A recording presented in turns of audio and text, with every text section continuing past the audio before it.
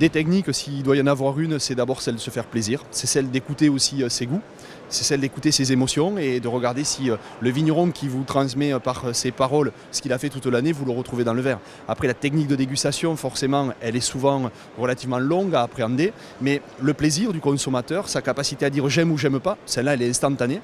Il faut surtout aussi imaginer que ici, les gens sont là pour faire découvrir les choses, mais les faire découvrir avec modération. On est dans l'éducation, on est dans une consommation plaisir, on est dans une consommation culturelle, mais on n'est pas dans une consommation pour consommer. Donc rares sont les gens qui vont déguster à tous les stands pour le plaisir de boire du vin. Par contre, pour découvrir, pour avoir des sensations, des odeurs, des arômes différents, et ça c'est important. Je ne crois pas vraiment au phénomène de mode pour le vin.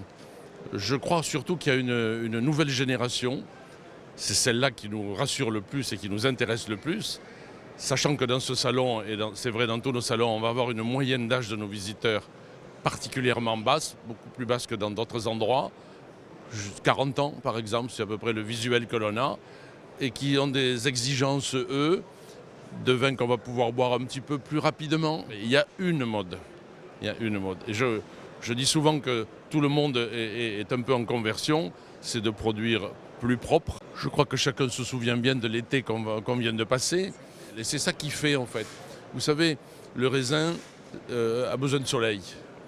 Et quand il a du soleil, il va à sa maturité optimale. Et c'est là qu'il prend toute sa saveur, tout son goût, cette maturité complète, celle du pépin, celle de la peau, qui va lui donner plein de saveurs. Mais de ce côté-là, on a une période formidable. En 2018, on n'a pas eu que l'été.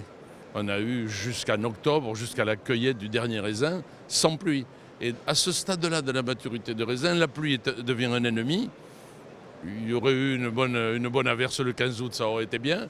Mais voilà, ce qui compte, c'est qu'après, dans nos tonneaux, dans les bouteilles et dans le verre, on ait des vins riches en saveurs, forts en goût, parce qu'ils ont été cueillis très mûrs. C'est ça la clé des grandes bouteilles.